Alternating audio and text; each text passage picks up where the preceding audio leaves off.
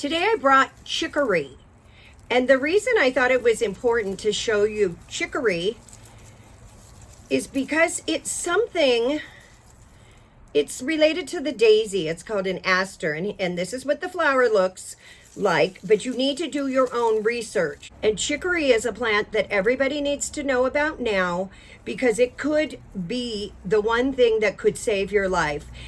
Here's why. Most people, when there's a famine situation, and we have never known famine in the United States, but many places on earth have. And when it's a place that has 4 seasons and there's a famine situation, you generally do well when it's spring, the harvest time, weather's great, and there's food that you can forage. Then again, in a collapsing society, it's possible that all that food is gone. Now, chicory, and I just brought the plant. I will be harvesting the root, but chicory is something that has a root that provides you with bunches of life-saving minerals and vitamins, but most importantly, sugar. And chicory is something that if the collapse is upon us, and you're hungry and you find it, many people would call it a weed, so learn to identify it. It could be late fall, winter, and there's nothing to eat because the harvest is past. Winter is when people die during a collapsed economy because food is scarce, and that's when starvation sets in. Ask the Donner Party. So chicory is something, once you identify it, even if it's dead, the roots are still going to be fine. They're going to be under the dead plant.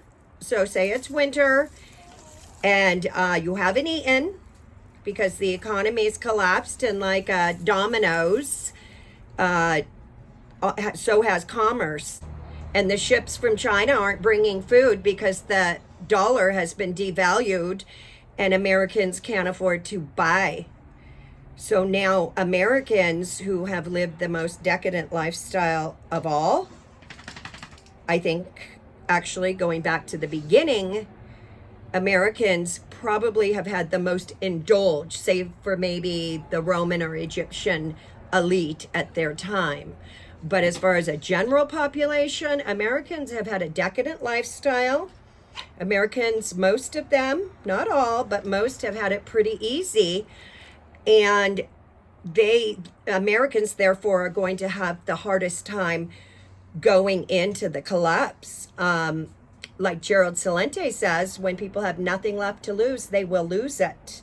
And when people are hungry, there's a madness that sets in, a danger. There's a danger when people are hungry, especially if they have small children to feed. When the collapse comes and there's no available grocery store to go and get your food at, because long ago, I have chickens. I'm in my garden herb drying shed, and I have roosters in the background. So forgive me, they're always looking for food. But back to the subject at hand. If there's no grocery stores, Americans are going to be at a loss. They won't know where to go and eat. Far more civilized peoples than America, because we've become a pretty unruly kind of absence of the rule of law in many of the cities. The pioneers died en masse because they were often, especially in the wintertime, malnourished, and something like scarlet fever came through. They hadn't had any vitamin C. Their immune system was compromised from the malnourishment, and they died. Often they didn't have extra water to clean their hands with. So if you haven't seen my washing your hands on a quart of water video, go back and watch that, because we're going into a time when you may not have running water. When it takes a wheelbarrow of cash to buy a loaf of bread, water is going to take a back seat. Everything the water bill will take a back seat. Everything will take a back seat to food.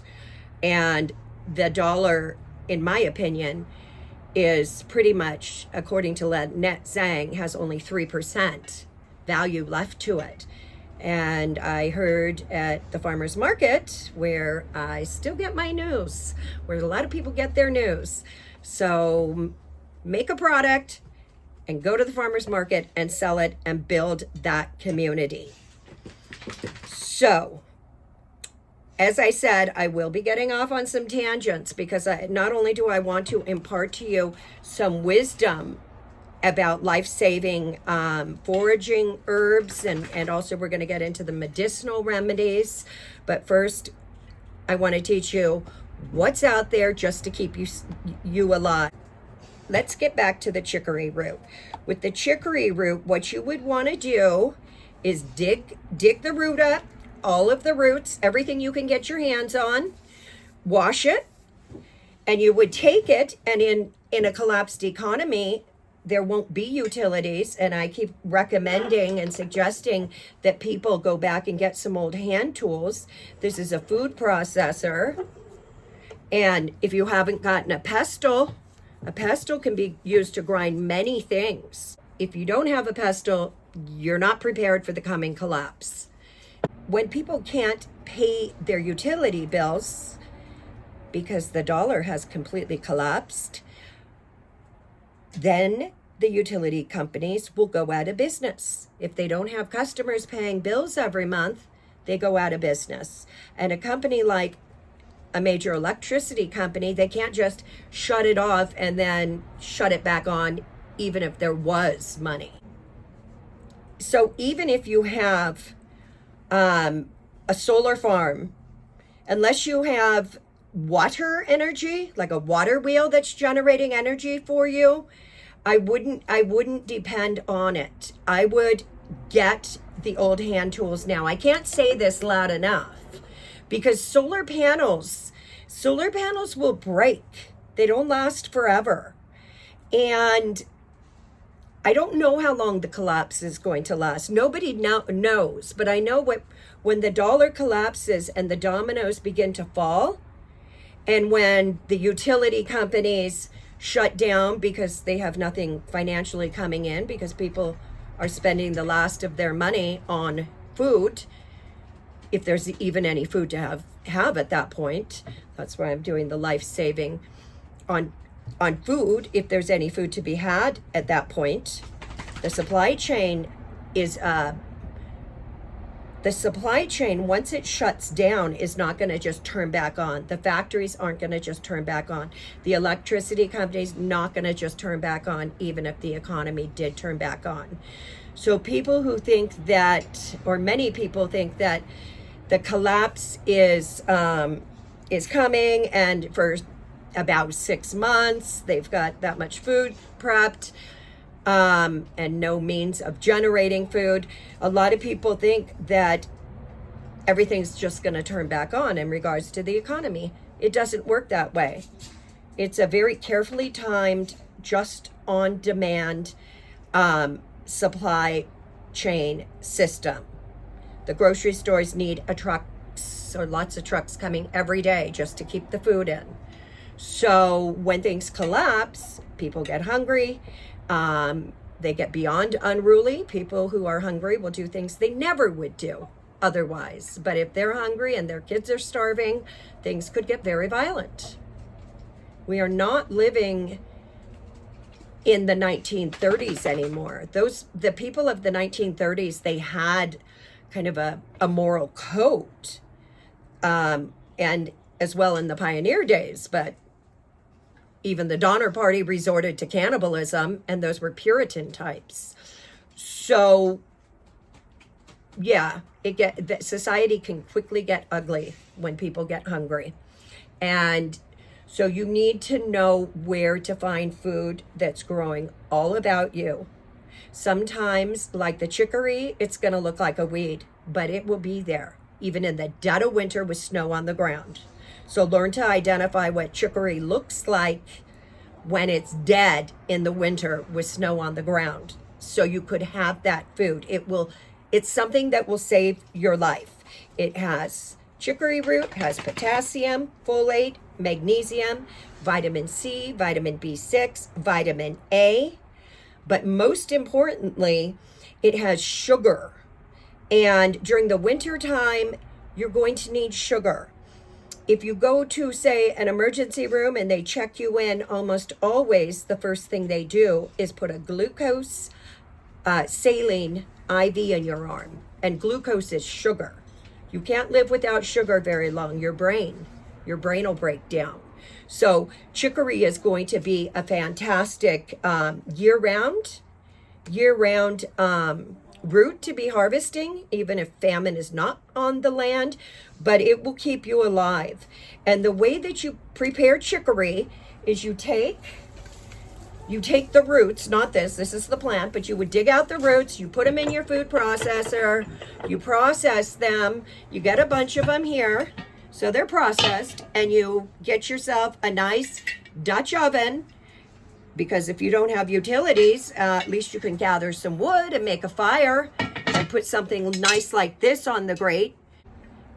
If you don't have a Dutch oven, you're not prepared for the collapse. Get yourself a Dutch oven, because you need something to cook in. You need something, if you don't have electricity, to prepare remedies, for one, but also jams. A Dutch oven is designed to go onto a fire. This is what people used to cook in. The pioneers, and some people like myself still do, but this is what people cooked in. It's a cast iron with a porcelain lining. And this is not my only cast iron. I've got several cast iron. Now this would be suitable for making jam over a fire.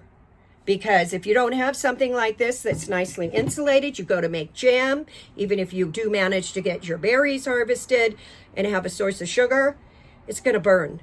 Get yourself a Dutch oven. You could cook anything in that. However, I have another, since we're on the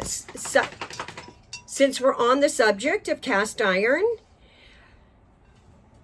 iron is used, and it is a way that people in earlier times knew that they could get iron into their diet by cooking in cast iron. So it's not just a old-fangled, nifty little thing to have. It's a source of nutrition. So also get yourself a good cast iron pan, something like this, right?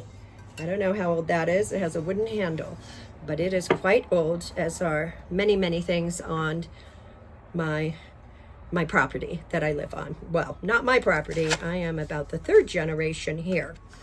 So chicory, a fun fact about chicory is that it's something that you can also, when times are good and society starts getting back on its feet, chicory is what they use to make root beer.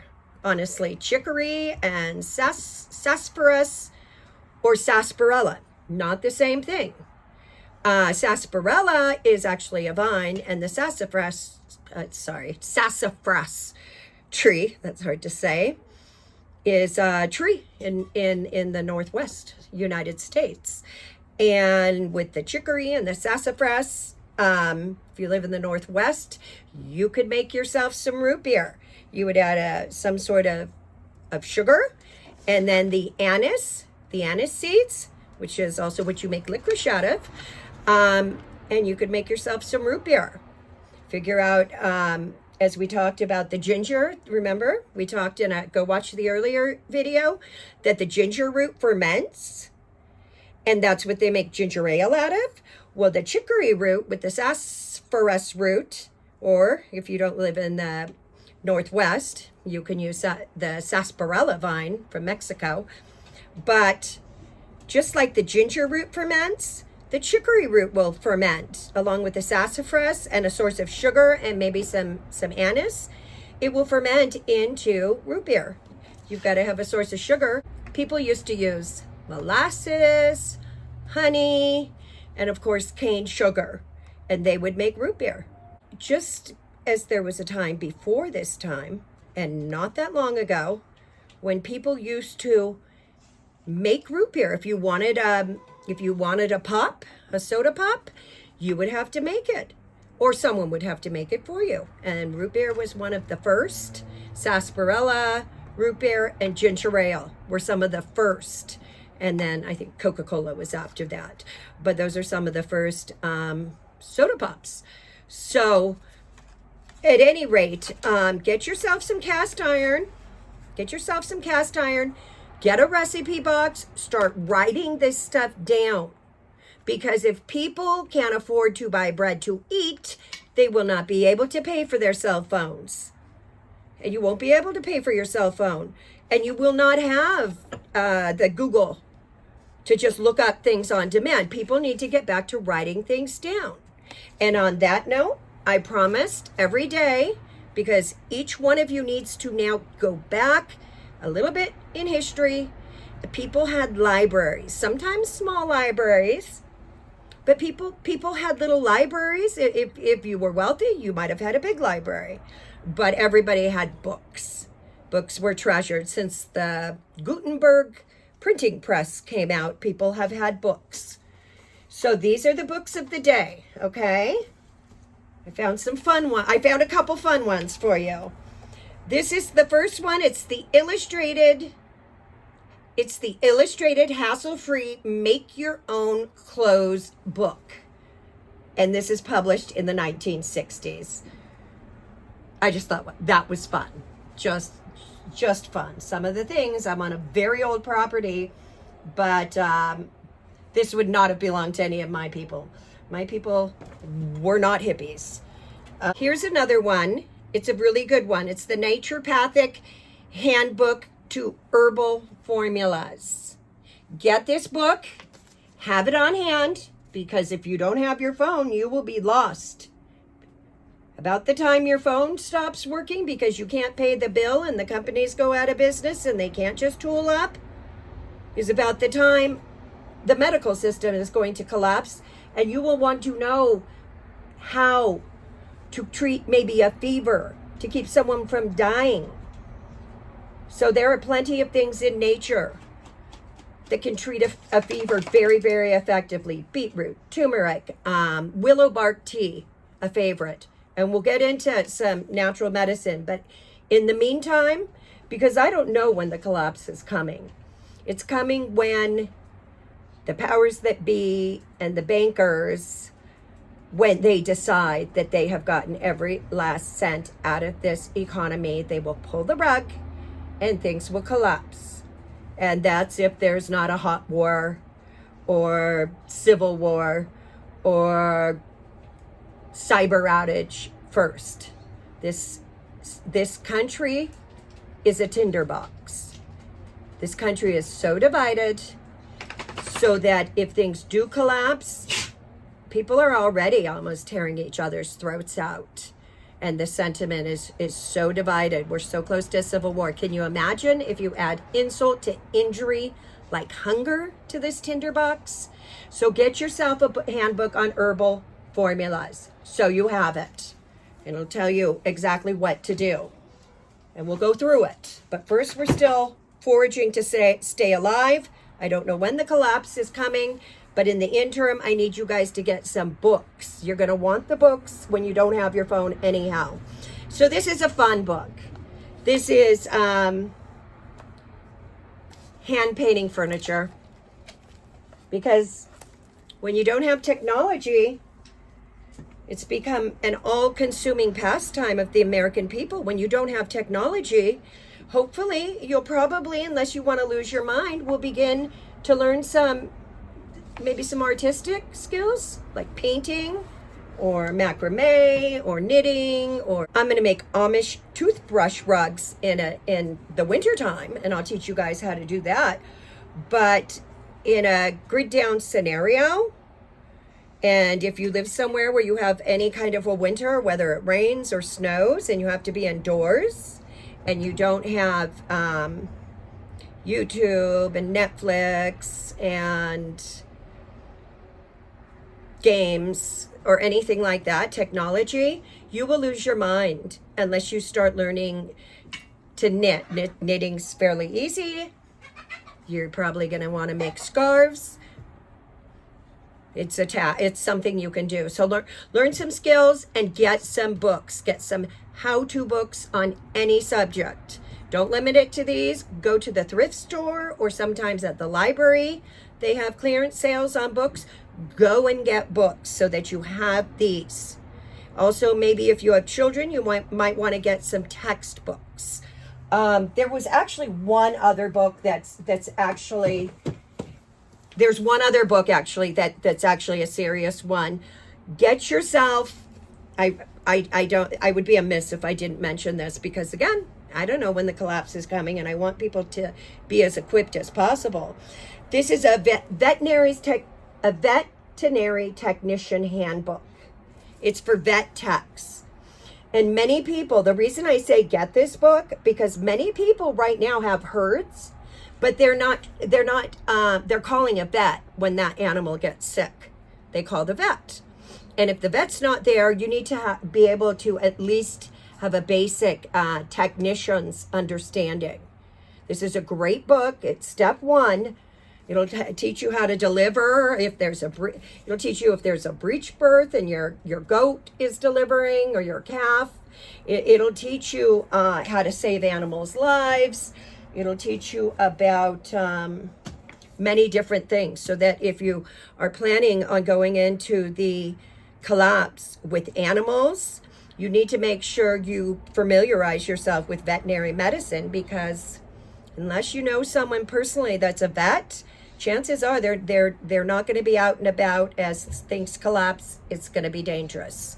And so the vet will probably stay home on their little agrarian property. Most vets I know who do large animal veterinarian have their own animals and ride out the collapse that way.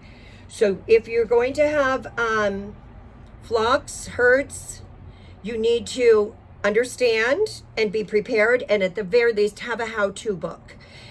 In addition, if you're going to keep herds, livestock during the collapse, and that's going to be a source for you of food, then you need to set up in your bug out, you need to get some veterinarian tetracycline right now.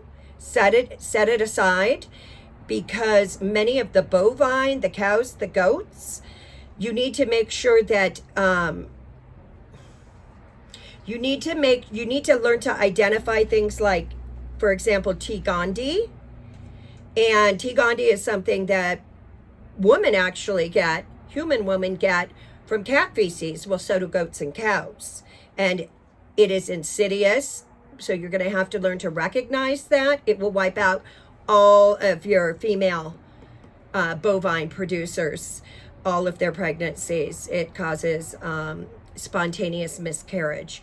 But should that happen, you need to make sure that you have tetracycline on hand. That's just one condition. There could many things could go wrong, but that came to mind because I had the T. gondii situation where goats can get it even in a clean herd. And so if you're going to keep animals, make sure you have some tetracycline on hand. At any rate, well, that wraps it up for today. Thank you for joining me. And until next time, stay safe, everybody. And go out, get yourself a pestle, a Dutch oven, and a good old-fashioned grinder. And the books. Get the books.